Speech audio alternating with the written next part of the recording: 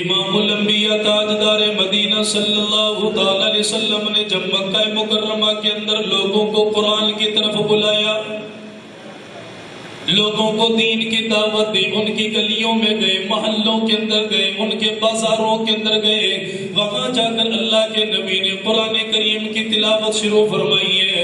کسی نے اللہ کے نبی کی بات کو سنا اور کسی نے بات سننا بھی گوارا کوئی نہیں کیا، حتیٰ کہ اللہ نے قرآن کریم کے اندر ارشاد فرما دیا، وَقَالَ الَّذِينَ كَفَرُوا لَا تَسْمَعُوا لِهَذَا الْقُرْآنِ وَالْغَوْا فِيهِ لَعَلَّكُمْ تَغْلِبُونَ۔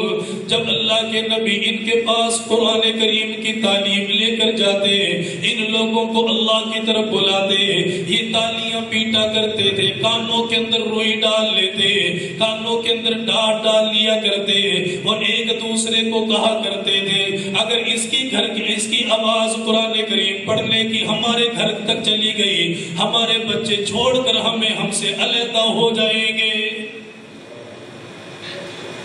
اس لیے اس نبی کا قرآن نہیں سننا، اس نبی کی تعلیم کے اوپر کان کوئی نہیں دھرنا۔ ادھر آمنہ کا لال قرآن پاک سنانے کے لیے آیا، ان لوگوں نے آواز لگانا شروع کر دی ہے، ان لوگوں نے تالیاں پیٹنا شروع کر دی ہے۔ ایمانداری کے ساتھ بتاؤ، تم مسجد مدرسے کے اندر بیٹھے ہو، تم باوضو ہو کر بیٹھے ہو، اگر کوئی قرآن سنانے کے لیے جائے گا، یہ درد تم سے زیادہ کوئی نہیں بتا سکتا، اس لیے اس درد کا بات سب تمہاری ذات کے ساتھ پڑھتے ہیں۔ دنیا داروں کو کیا پتا یہ درد کیسا ہوا کرتا ہے، یہ تکلیف کیسی ہوا کرتی ہے۔ اگر آپ کسی کے دروازے پر جائیں، وہاں جا کر قرآن کریم کی تعلیم دیں یا کچھ قرآن کریم کا حصہ سنا دیں، اگلا بندہ تیرے چہرے کے اوپر تھوک ڈال دے، اگلا بندہ دھکا دے کر تجھے وہاں سے نکال دے۔ ایمانداری کے ساتھ بتا، تو مسجد کے اندر بیٹھا ہے، تیرا دل کرتا ہے زمین پھٹ جائے، آسمان پھٹ جائے، میرا کلیجہ پھٹ جائے، میری جان نکل جائے، میں دنیا کے اندر سے چلا جاؤں۔ میں نے تیرا کیا بگاڑا؟ میں نے کب تجھے گالی دی ہے؟ میں نے کب تجھے برا بھلا کہا؟ تو نے یہ سلوک میرے ساتھ کیا اور میری تیری ہستی کوئی نہیں، میرا تیرا مقام کوئی نہیں۔ اس آمنہ کے لال کی تو زلفوں کی قسم بھی اللہ نے قرآن کے اندر اٹھائی ہے۔ جب اس نے لوگوں کو اللہ کا قرآن سنایا، جب لوگوں نے اسے دھکے مارے ہوں گے، جب اس کے چہرے نبوت کے اوپر تھوک ڈالا گیا ہوگا، اس نبی کو کتنا دکھ پہنچا ہوگا، اس نبی کو کتنی تکلیف پہنچی ہوگی۔ ان دکھوں کو برداشت کرتے چلے گئے، ان تکلیفوں کو برداشت کرتے چلے گئے۔ ادھر آمنہ کے لال نے سیدنا صدیق اکبر کو بھی ایمان کی دعوت دے دی ہے، ابو بکر نے بھی کلمہ پڑھ لیا، پیغمبر کے قدموں میں آ کر بیٹھ گیا، فرمایا یا رسول اللہ اجازت دے، میں بھی مکہ کی گلیوں میں جاؤں گا، میں بھی ان لوگوں کو جا کر اللہ کا قرآن سناؤں گا۔ فرمایا صدیق اکبر چلے گئے، ایک ہی دن کے اندر کتنے لوگوں کو قرآن کی برکت سے مسلمان کر کے لے آئے، اللہ کے نبی کے پاس لا کر بٹھا دیا۔ یا رسول اللہ یہ قرآن کی برکت ہے، یہ قرآن کی تعلیم ہے کہ اس کی وجہ سے ان لوگوں نے کلمہ پڑھا، آپ کے قدموں میں آ کر بیٹھ گئے۔ آج ہمارے پاس پنکھا موجود ہے، ہمارے پاس یہ چھت موجود ہے، ہمارے پاس لائٹ کی سہولت موجود ہے، ہر طرح کی سہولت اللہ نے ہمیں عطا فرمائی ہے۔ کون سی نعمت ہے مجھے بتا جو ہمیں نہیں ملی؟ ہر نعمت اللہ نے بن مانگے ہمیں عطا فرما دی ہے۔ ادھر جا کر سیدنا صدیق اکبر سے پوچھ کرا کہ اس زمانے کے اندر قرآن کریم پڑھنا کتنا مشکل ہوا کرتا تھا۔ خود فرماتے ہیں میں اپنے گھر کے اندر تھا، میرے گھر کی چار دیواری چھوٹی تھی، میں اونچی آواز کے ساتھ قرآن کریم کی تعلیم کیا کرتا، اونچی آواز کے ساتھ قرآن کریم پڑھا کرتا۔ ان کفار مکہ سے برداشت کوئی نہ ہوا، انہوں نے اگلا پروپیگنڈا کیا، انہوں نے اگلی مہم کا آغاز کر دیا۔ اللہ کے نبی کے پاس آ گئے اور آ کر عرض کرنے لگے یا رسول اللہ صلی اللہ تعالی علیہ وسلم، آپ نے قرآن پڑھا، ہمارے بچوں نے دین قبول کر لیا، آپ نے قرآن پڑھا, ہماری بچیوں نے دین قبول کر لیا. اب صدیق اکبر کو سمجھا دو, صلح صفائی کے ساتھ رہیں گے, ہم تمہارے ساتھ لڑائی نہیں کرتے, ہم تمہارے ساتھ جھگڑا نہیں کرتے, تمہارا اپنا کام ہے, اپنے کام کو جاری رکھو. لیکن سیدنا صدیق اکبر کو جا کر بتا دو, اتنی بلند آواز کے ساتھ قرآن نہ پڑھا کرے, یہ اتنے پیارے انداز میں قرآن کریم کی تلاوت کرتا ہے, اس کا انداز اتنا پیارا, اس کی آواز اتنی پیاری, اس کا کردار اتنا پیارا. فرمائے جب یہ قرآن کریم کی تلاوت شروع کرتا ہے, ہمارے بچوں نے جنہوں نے کھیتوں کے اندر جا کر کام کرنا ہے وہ اپنا کام کاج بھول گئے. سیدنا صدیق اکبر کا قرآن سننے کے لیے دیوار کے ساتھ کان لگا کر کھڑے ہو گئے. آقا, ہماری بیٹیاں جنہوں نے کنویں سے پانی بھر کر لانا ہے وہ صدیق اکبر کا قرآن سنتی رہتی ہے, اس کے گھر کے پاس مجمع لگ جاتا ہے. فرمائے آقا جا کر صدیق کو بتا دے, قرآن پڑھتا ہے, ہم منع نہیں کرتے, لیکن بلند آواز کے ساتھ نہ پڑھا کر, جب یہ قرآن پڑھتا ہے ہمارے بچے ہم سے دور ہو جاتے ہیں. آج مصلی کے اوپر کھڑے ہو کر حافظ قرآن نے مکمل قرآن کریم سنا دیا, اس کے دکھ کا اسے پتہ ہے, اس کے درد کا اسے پتہ ہے, اس کی تکلیف کا احساس اسے پتہ ہے, کتنے دکھوں کا سامنا کرنا پڑتا ہے. کبھی سانس بھول گیا, کبھی یہ مسئلہ بنا, رکعت کا پتہ چلے گا نہیں چلے گا, کبھی متشابہات کا مسئلہ بن گیا. لیکن پریشان نہ ہونا, تمہاری نسبتیں تو صحابہ کے ساتھ ہے, تمہاری نسبتیں تو پیغمبر کی جماعت کے ساتھ ہے. امام الانبیاء تاجدار مدینہ صلی اللہ تعالی علیہ وسلم نے مدینہ منورہ کے اندر دین کی محنت کا آغاز فرمایا. فرمایا لوگوں کو دین کی طرف بلایا, لوگوں کو کلمے کی طرف بلایا. ایک نوجوان کو دیکھا بیابان جنگلوں کے اندر رہتا ہے, وہاں پر جا کر آباد ہو گیا. باپ دنیا کے اندر سے بچپن کے اندر چلا گیا, چاچا نے پرورش کی ہے, جسم کے اوپر اعلیٰ قسم کا امامہ باندھتا ہے, سر کے اوپر اعلیٰ قسم کی ٹوپی پہنتا ہے, اور بدن کے اوپر اعلیٰ قسم کا لباس پہنتا ہے. اللہ کے نبی نے جا کر دین کی دعوت دے دی ہے. اس نوجوان نے کلمہ پڑھا, کلمہ پڑھنے کے بعد مسلمان بن گیا, اور مسلمان بننے کے بعد اپنے ایمان کو چھپایا, اپنے کلمے کو چھپایا, اپنے قرآن کی تعلیم کو چھپایا. اگر میرے چاچا کو پتہ چل گیا, پتہ نہیں میرے ساتھ کیا معاملہ کرے گا. فرمایا ایک عرصہ گزر گیا, لوگوں خوشبو کو چھپاؤ یہ چھپ نہیں سکتی, ایمان کی دولت کو چھپاؤ یہ چھپتی کوئی نہیں, اسے جتنا چھپاؤ گے یہ بڑھتی ہوئی چلی جائے گی. اللہ کے نبی صلی اللہ تعالی علیہ وسلم کا پیارا صحابی ہے, ایک دن تنگ آ گیا, اپنے چچا کو بھی اپنے قریب بلا لیا, اور بلانے کے بعد کہنے لگا چچا میں نے تیرا بڑا خیال کیا, میں نے تیرا بڑا خیال کیا کہ تو بھی کلمہ پڑھے گا, تو بھی اس نبی کے قدموں میں جا کر بیٹھ جائے گا. لیکن چاچا تیرا دل تو پتھر سے بھی زیادہ سخت بن گیا, تو اس نبی کے پاس جانے کے لیے تیار ہی کوئی نہیں. مجھے اجازت دے دے, میں نے کلمہ پڑھ لیا, میں اس نبی کے قدموں میں چلا جاؤں گا. جب یہ گھر سے نکلنے لگا, چاچا نے راستہ روک لیا, کہ بھتیجے ایسے نہیں جا سکتا, تجھے معلوم ہے یہ تیرے بدن کے اوپر جو قیمتی لباس ہے یہ میری کمائی کا بلا, تیرے سر کے اوپر جو اعلیٰ ٹوپی ہے, اعلیٰ پگڑی ہے, یہ میری کمائی کا, میری محنت کا بلا. تیرے پاس بکریوں کا ریوڑ موجود ہے, یہ سارا میں نے خرید کر تیرے حوالے کیا, اگر تو نے جانا چلا جا, لیکن یاد رکھ ایک پھوٹی کوڑی بھی سفر کے لیے نہیں دوں گا.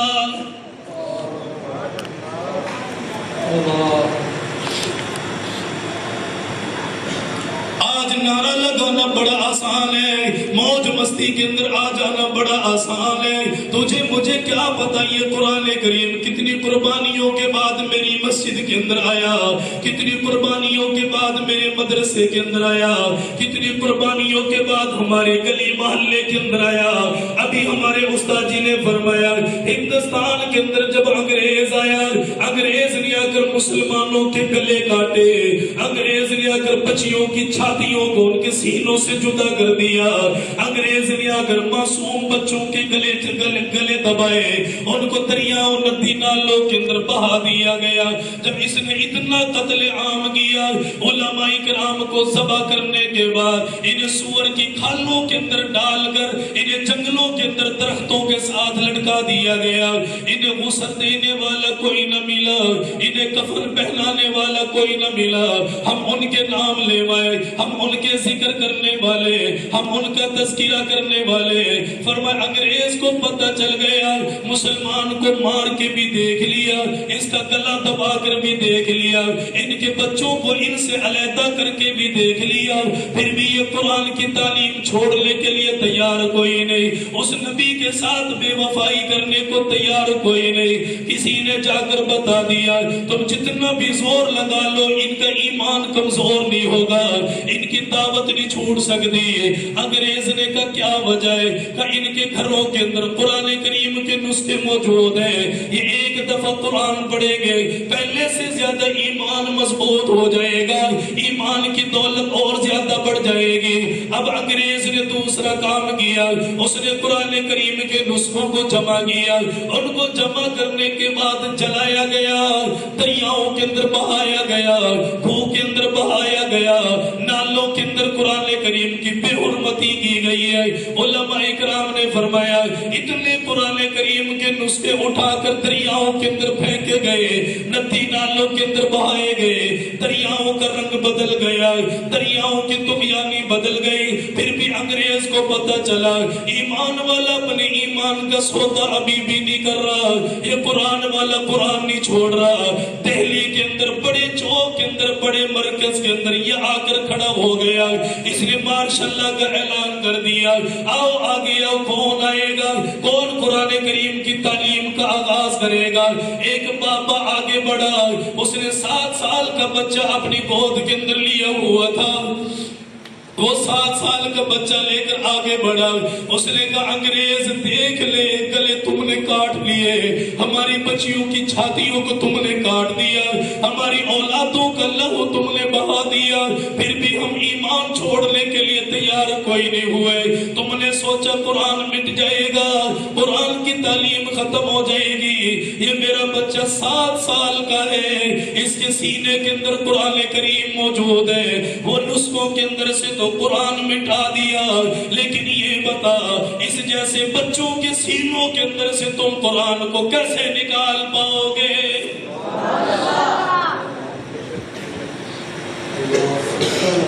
آج یہ بند الواریوں کے اندر دعائیاں دے رہے ہیں, یہ بند الواریوں کے اندر پڑا ہوا کبھی صدیق اکبر کو یاد کر رہا ہے, کبھی یہ ابو بکر کو صدائیں دے رہا ہے, کبھی یہ عمر کو, عثمان, علی کو ندائیں دے رہا ہے. تم لوگ تھے جنہوں نے ہر حال کے اندر میری تلاوت کی ہے, تم لوگ تھے جنہوں نے ہر حال کے اندر مجھے پڑھا ہے. یہ 14 صدیوں کے بعد ایک مسلمان آیا, 1400 صدیوں کے بعد آیا, انہوں نے قرآن کریم کا یہ حلیہ بگڑا.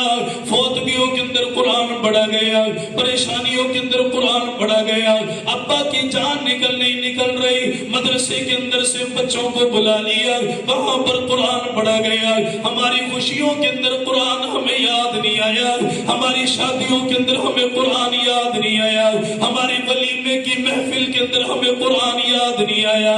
یہ قرآن کریم ہمیں صدا دے رہا ہے, خدا کی ذات کا واسطہ ایسا نہ کرو کہیں قیامت کے دن یہ پہچاننے سے انکار کر لے, کہیں یہ ہم سے دور نہ چلا جائے. اللہ کے نبی نے اس صحابی کو ایمان کی دعوت دے دی, اس نے اپنے چاچا سے کہا مجھے جاننا پڑے گا. جب رخصت ہونے لگا چاچا اس کے قریب آ گیا, اور سب سے پہلے آ کر پگڑی کو سر سے اتار کر علیحدہ کر دیا. اس نے کہا بھتیجے جانا چلا جا, پرواہ کوئی نہیں, ہم منع نہیں کرتے, ہم تجھے نہیں روکیں گے, اور اگر جاننا چاہتا ہے یہ جسم کے اوپر سے کپڑا بھی تجھے اتارنا پڑے گا, یہ کپڑا بھی تجھے علیحدہ کرنا پڑے گا. وہ کیسا وقت ہوگا, آسمان بھی رو رہا ہوگا, زمین بھی رو رہی ہوگی. اللہ یہ کیا دیکھنے کو مل رہا ہے, ایک قرآن کی وجہ سے ایک نوجوان کے جسم سے کپڑا اتارا جا رہا ہے، اس کے سر کے اوپر سے پگڑی چھینی جا رہی ہے، فرمایا کپڑا اتار لیا گیا۔ صحابی خود کہتا مجھے یوں لگا یہ تو میرا سگا چاچا ہے، کوئی دشمن تو کوئی نہیں، یہ تو میرا سگا چاچا، مجھے پالنے والا، مجھے گود کے اندر بٹھانے والا، مجھے لوریاں سنانے والا، اتنا ظلم تو کوئی نہیں کرے گا۔ فرمایا جب اوپر والا کپڑا میں نے اتار دیا، یہ نیچے والا تہبند بھی پکڑ کر کھینچنے لگا، کہنے لگا بھتیجے یہ بھی اتارنا پڑے گا، اسے بھی اتار کر دینا پڑے گا۔ صحابی رسول تڑپ گیا، چچا اتنا رحم کر لے، کیسے جاؤں گا، مجھے ننگا کر کے چھوڑے گا، اپنا بدن کیسے چھپاؤں گا؟ چچا نے کہا یہی صورتحال ہے، یا تو اس نبی کی دعوت کا انکار کر دے، بکریوں کا ریوڑ تیرے حوالے کر دیا جائے گا، لباس تیرے حوالے کر دیا جائے گا، گھر مکان زمین جائیداد تیرے حوالے کر دی جائے گی، لیکن ایمان کتنا مضبوط ہے، ایمان کے اندر کتنی پختگی آ گئی۔ اس نے کہا پرواہ کوئی نہیں، اگر اللہ کو یہی منظور ہے میں اپنے جسم کے اوپر سے یہ کرتا بھی اتار دوں گا۔ چاچا جان نے کپڑا پکڑ کر کھینچنا شروع کر دیا، اس نے اپنی اماں کی طرف دیکھا، آنکھوں کے اندر سے آنسو نکل رہے تھے، ماں بھی کھڑی ہو کر رو رہی تھی، بیٹا کیسا وقت آ گیا، میں نے تو ہر دن تیرے لیے اعلیٰ قسم کا لباس بنایا، ہر دن تیرے لیے اعلیٰ قسم کی خوشبو منگوائی، بیٹا مجھے کیا پتا تھا یہ وقت بھی آنے والا ہے۔ ماں نے جلدی سے ایک چادر کا انتظام کیا، کون سی چادر ہے، کون سا کپڑا ہے جس کے اندر اونٹ کے لیے، جانوروں کے لیے دانا ڈالا جا رہا ہے؟ صحابی رسول نے کہا اس کے دو ٹکڑے کر لیے گئے، ایک کے ساتھ اوپر والا حصہ چھپایا، ایک کے ساتھ نیچے والا حصہ چھپایا۔ سردیوں کا موسم ہے، اس حالت کے اندر چلنا شروع کر دیا، فرمایا دل کے اندر پہاڑ کی اوٹ کے اندر چھپ جاتا، رات کے وقت اپنے سفر کا آغاز کرتا، حتیٰ کہ وہ دن آ گیا جب یہ مدینے کے اندر پہنچ گیا، جب یہ مسجد نبوی کے اندر چلا گیا، جب آمنہ کے لال سے اس کی ملاقات ہونی ہے، جب آمنہ کے لال اسے دیکھنا ہے، اس نے اپنے حالات کا ذکر کرنا ہے۔ اللہ کے رسول تہجد کی نماز میں تشریف لے آئے، اللہ کے نبی نے آ کر دیکھا ایک نوجوان ہے جس کے جسم کے اوپر کپڑا بھی پورا کوئی نہیں، اس کا کپڑا بھی اتار لیا گیا، سردی کی وجہ سے ٹھٹر رہا ہے، سردی کی وجہ سے کانپ رہے ہیں۔ اللہ کے نبی نے فرمایا دیوانے کون ہے، کہاں سے چل کر آیا، تو کہاں کا رہنے والا، کس بستی کے اندر تیرا ڈیرا؟ فرمایا آقا آپ کو یاد ہوگا چند دن پہلے ملاقات ہوئی، ایمان کی دعوت آپ نے دی، میں نے قبول کر لیا۔ فرمایا تو وہی نوجوان ہے جس کے اوپر قیمتی لباس ہوا کرتا تھا، جس کے جسم کے اوپر اعلیٰ قسم کی خوشبو لگا کرتی تھی، سر کے اوپر اعلیٰ قسم کی پگڑی باندھا کرتا تھا، آج کیا ہوا؟ رو پڑا، آنکھوں میں آنسو آ گیا اور تڑپ کر کہنے لگا آقا آپ کی محبت میں کپڑا چھین لیا گیا، آپ کی وجہ سے آقا میری بکریوں کا ریوڑ چھین لیا گیا۔ حضور نے فرمایا تو نے کیا کیا؟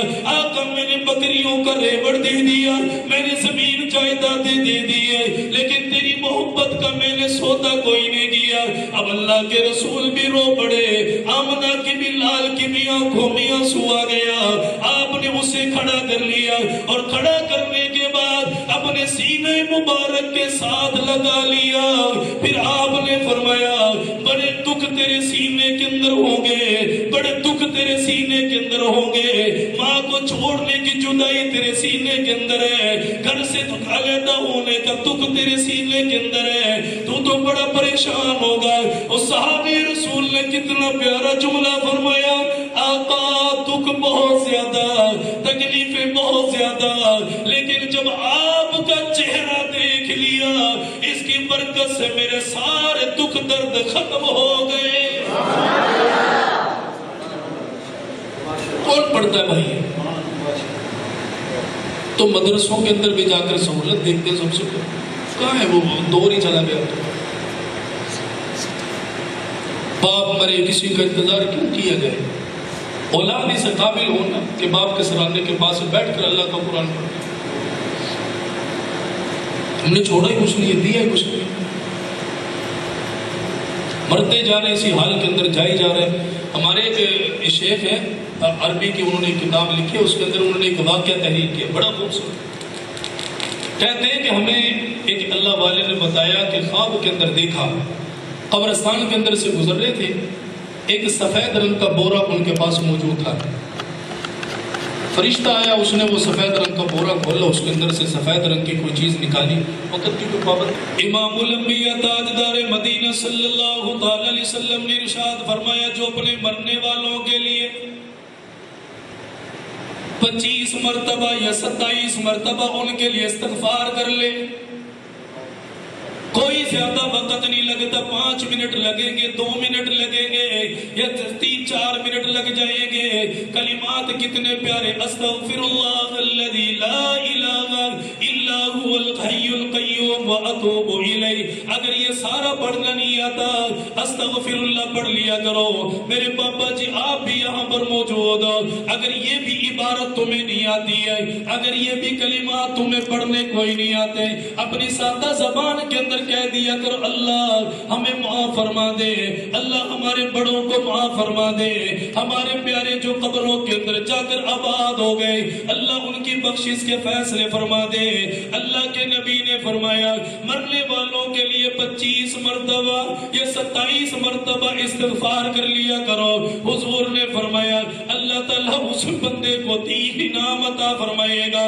پہلا انعام یہ ملے گا کہ اللہ تعالیٰ اس بندے کو مقبول بندوں میں شامل فرمائے گا۔ دوسرا انعام اسے یہ دیا جائے گا، وہ جس وقت میں جو بھی دعا مانگے گا اللہ اس کی ہر دعا کو قبول فرمائے گا۔ تیسرا انعام یہ ملے گا، اسے تو روزی مل رہی ہے لیکن اس کی برکت سے اللہ تعالیٰ گھر والوں کو بھی رزق عطا فرمائے گا۔ 25 مرتبہ یا 27 مرتبہ استغفار کر لیا کرو۔ یہ زندگی ہمیشہ کی کوئی نہیں، ایک نہ ایک دن دنیا سے ضرور جانا ہے۔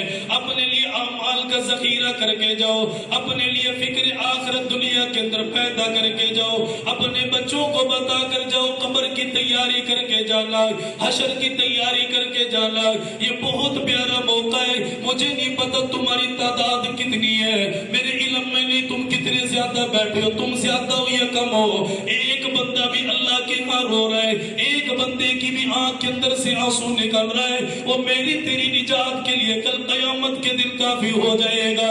اس لیے بزرگان دین نے فرمایا ہر دن موت کا مراقبہ کیا کرو، ہر دن موت کا مراقبہ کیا کرو۔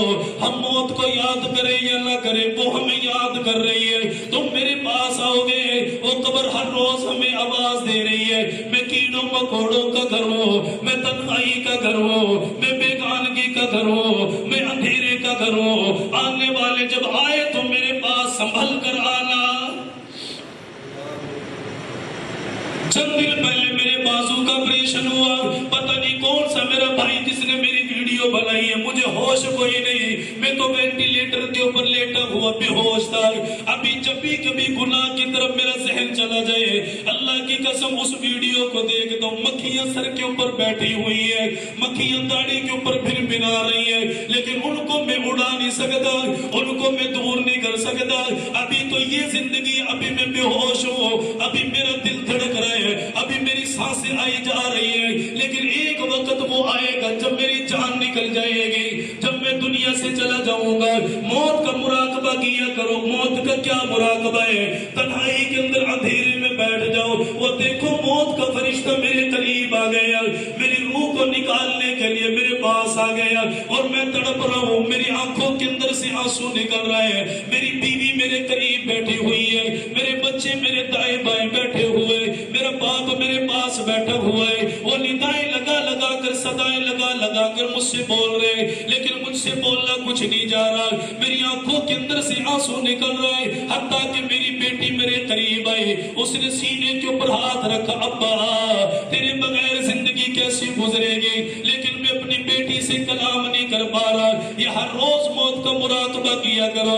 اس کے بعد سوچو میری جان نکل گئی, میں دنیا کے اندر سے چلا گیا, اب آواز لگ رہی ہے جلدی کرو پانی گرم کرو, اسے ہم نے نہلانا, اسے ہم نے کفن دینا ہے. ادھر چارپائی کے پاس بیٹھ کر میری بیٹی قرآن کریم کی تلاوت کر رہی ہے. آج اس سے قرآن پڑھا کوئی نہیں جا رہا, آج اس کی زبان کے اندر بڑی اکتاہٹ آ گئی ہے. آج وہ رو رو کر کلمہ پڑھ رہی ہے, کبھی دائیں والے کو کہہ رہی ہے, کبھی بائیں والے کو کہہ رہی ہے میرے ابا کے لیے استغفار کرنا. اس کے بعد یہ مراقبہ کرو. ادھر سے میری چارپائی کو اٹھا لیا گیا, وہ غسل کے پھٹے کے قریب لے کر آ گئے, مجھے وہاں پر لٹا دیا گیا. میرا کپڑا میرے بدن سے نہیں نکل رہا, ایک کینچی لائی گئی, میرے کپڑے کو کاٹ دیا گیا, مجھے بالکل ننگا کر کے لٹا دیا گیا. پھر یہ مراقبہ کرو, یہ دائیں بائیں لوگ کھڑے ہوئے میرے جسم کے اوپر پانی ڈال رہے, کوئی گرم پانی ڈال رہا ہے, کوئی ٹھنڈا پانی ڈال رہا ہے, مجھے پتہ کوئی نہیں چل رہا. پھر اس کے بعد یہ مراقبہ کرو, مجھے غسل دے دیا گیا, اب کفن پہنانے کی باری آئی, مجھے چارپائی کے اوپر لٹایا گیا, میرے اوپر کافور کو مل دیا گیا. چارپائی کے اوپر لٹانے کے بعد میرے منہ کے اندر, میری ناک کے اندر, کانوں کے اندر روئی ڈال دی گئی ہے. پھر یہ مراقبہ کرو, میری چارپائی کو اٹھا کر دوبارہ گھر کے اندر رکھ دیا گیا. اب بچیاں میرے جناز میری میت کے قریب آ گئی, وہ آ کر مجھے دیکھ رہی ہے. وہی گھر ہے جس کو میں نے بڑی محبتوں کے ساتھ بنایا, وہی گھر ہے جسے میں نے لوگوں سے لڑائی جھگڑا کر کر بنایا. پھر مراقبہ کرو, ادھر مسجد کے اندر اعلان ہوا, حضرات ایک اعلان سنو, فلانا دنیا سے چلا گیا, اس کے نماز جنازے کا وقت ہو گیا, جن احباب نے شرکت کرنی ہے جلدی جلدی قبرستان کی طرف چلے جاؤ. لوگ دھڑا دھڑ جا رہے, ادھر میری چارپائی کو اٹھا لیا گیا. یہ مراقبہ کرو, میری چارپائی اٹھائی گئی, میں اسی گھر کو دیکھ رہا ہوں, میں اسی مکان کو دیکھ رہا ہوں جہاں پر میں پیدا ہوا, جہاں پر میں نے اپنی جوانی گزاری ہے, جہاں پر میں نے اپنا لڑکپن گزارا ہے. ادھر میری چارپائی نکل رہی ہے اور میں دیکھ رہا ہوں دوبارہ پلٹ کر نہیں آؤں گا, دوبارہ لوٹ کر نہیں آؤں گا. ایک دفعہ چلا گیا دوبارہ واپس نہیں آ سکتا. پھر یہ مراقبہ کرو, ادھر قبرستان کے اندر پہنچ گئے, جنازگاہ کے اندر پہنچنے کے بعد صفوں کو سیدھا کر لیا گیا. کوئی بندہ آواز لگا رہا ہے, جس نے کوئی لینا دینا ہو آ کر ان کی اولاد سے مطالبہ کر لے. پھر مراقبہ کرو, میرا جنازہ پڑھ لیا گیا, اور یہی میرے دوست, میرے یار, میرے سجن جو میرے پاس بیٹھا کرتے تھے, جو یہ کہا کرتے تھے, اور یار گھر جا کر کیا کرنا, تھوڑی سی دیر ہمارے پاس بیٹھ جا, تھوڑا سا وقت ہمارے پاس گزار لے. ان کی تو راتیں میرے بغیر نہیں گزرتی, ان کا دن میرے بغیر نہیں گزرتا. آج جنازہ ہونے کے بعد اتنی جلدی چلے, اتنی جلدی بے وفائی کر گئے, جیسے مجھے پہچانتے کوئی نہیں, جیسے مجھے جانتے کوئی نہیں, جیسے ان کا میرا تعلق ہی کوئی نہیں. اور میں ان سے کہہ رہا ہوں خدا کی ذات کا واسطہ مجھے میرے گھر تک تو چھوڑ کر آ جاؤ, اتنی جلدی کیوں جا رہے ہو. پھر مراقبہ کرو, میری قبر کے قریب لا کر مجھے لٹا دیا گیا. میرا بیٹا قریب آ گیا جو مجھے قبر کے اندر لٹا رہا ہے, جو مجھے قبر کے اندر اتار رہا ہے. پھر مراقبہ کرو, مجھے قبر کے اندر اتارنے کے بعد ادھر سلیبوں کو لگا دیا گیا. مجھے تو اندھیرے سے ڈر لگتا تھا, مجھے تو اندھیرے سے خوف آیا کرتا تھا, مجھے تو اندھیرے سے وحشت آیا کرتی تھی. آج یہ کیا ہوا, آج میری قبر کو بند کر دیا گیا, مجھے پوچھنے والا کوئی نہیں. میرا بیٹا کہہ رہا فلانی جگہ پر سوراخ باقی رہ گیا, فلانی جگہ پر جگہ باقی رہ گئی, گیلی مٹی لگاؤ, اس جگہ کو بھی بند کر دو. پھر یہ مراقبہ کرو, لوگوں نے دھڑا دھڑ مٹی ڈالنا شروع کر دی ہے, لوگ مٹی ڈالتے جا رہے ہیں. فرمایا ادھر پانی لا کر میری قبر کے اوپر چھڑک دیا گیا, ادھر پھولوں کے ہار لا کر ڈال دیے گئے, لوگ چلے گئے. پھر مراقبہ کرو, میں قبر کے اندر اکیلا رہ گیا, اور میری یہ صورت حال ہے, میرے پاس نیک اعمال کا ذخیرہ کوئی نہیں. میں جانے والوں کو صدا دے رہا ہوں, او جانے والے اتنی جلدی نہ کر, تھوڑی سی دیر ٹھہر جا, میرے لیے دعا کر کے چلا جا. میں بھرا شہر چھوڑ کر آیا, بھرا میلہ چھوڑ کر آیا, بھرے گاؤں کے اندر سے ہو کر آیا, تمہارے بغیر گزارا نہیں ہوتا تھا. آج چھوڑ کر نہ جاؤ, کچھ نہ کچھ تو مجھے پڑھ کر چلے جاؤ, لیکن یاد رکھو قبر کے اندر ہمیشہ اکیلے ہی رہنا پڑے گا.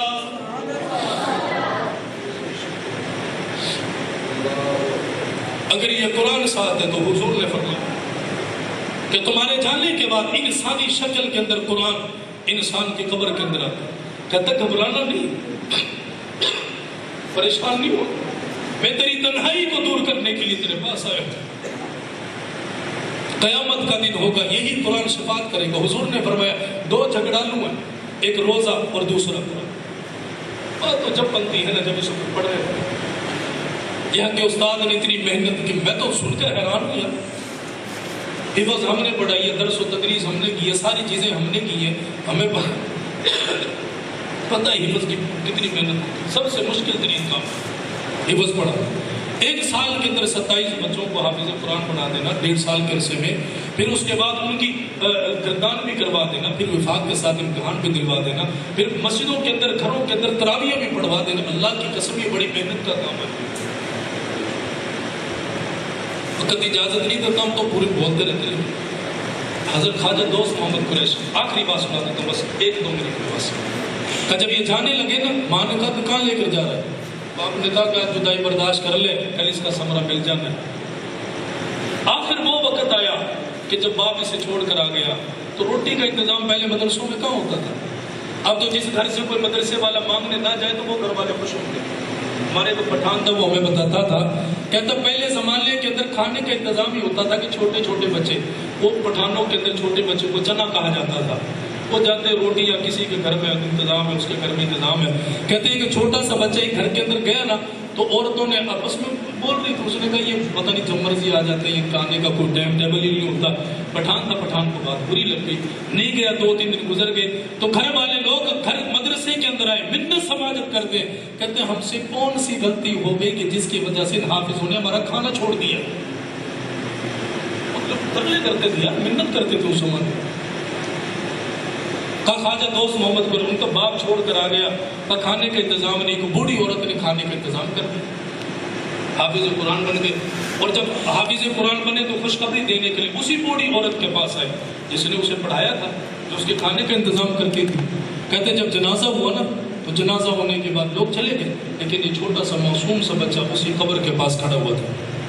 ان کی شرارتیں بھی اللہ کو پسند ہوتی ہیں، ان کا ہنسنا بھی اللہ کو پسند ہوتا ہے، کیونکہ اللہ کے مہمان ہیں. کہتے جنازہ پڑھ کے سارے چلے گئے، یہ قبر کے پاس کھڑا کھڑا رو رہا تھا. اگلا دن آیا تو دارالعلوم دیوبند کے پاس وہاں دیواروں کے پاس ایک بندہ چکر لگاتا پھرتا ہے، شور ڈالتا پھرتا ہے، وہ لوگوں مبارک ہو، کل جس بوڑھی عورت کا انتقال ہوا اللہ نے اسے معاف کر دیا. کہتے ہم بڑے آرام کہ کیسے معاف کر دیا؟ وہ بچہ بھی وہیں آ گیا. اس نے کہا کہ لوگوں میں نے بھی بوڑھی عورت سے سوال کیا. اس نے کہا ایک حافظ قرآن کی دعاؤں کی برکت سے اللہ نے مجھے معاف کر دیا. یہ دعائیں دی اللہ سے اپنے وقت کو بچا. اللہ ہم سب کو عمل کی فکر نصیب فرمائے. اس ادارے کو اللہ تعالیٰ سے پورے گاؤں کے لیے قبول فرمائے اور پوری دنیا کے لیے اللہ تعالیٰ یہاں سے رشد و ہدایت کی ہوائیں جاری جاری فرمائے. ساری دنیا یہاں سے فیض اٹھائے. اللہ اس ادارے کو اتنا چمکائے، اتنا مہکائے. جس نے خدمت کی، جس نے محنت کی، اللہ اس کی خدمت کو